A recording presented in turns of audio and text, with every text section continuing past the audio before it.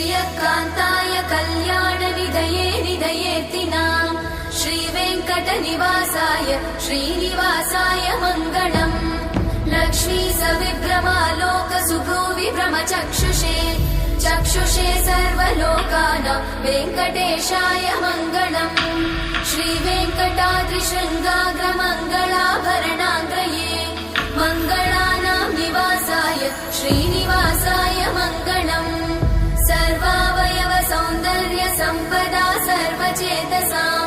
सदा सम्मोहनायास्तु वेङ्कटेशाय मङ्गलम् नित्याय निरवध्याय सत्यानन्दचिदात्मने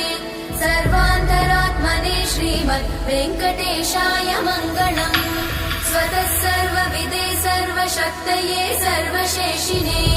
सुलभाय सुशीलाय वेङ्कटेशाय मङ्गलम्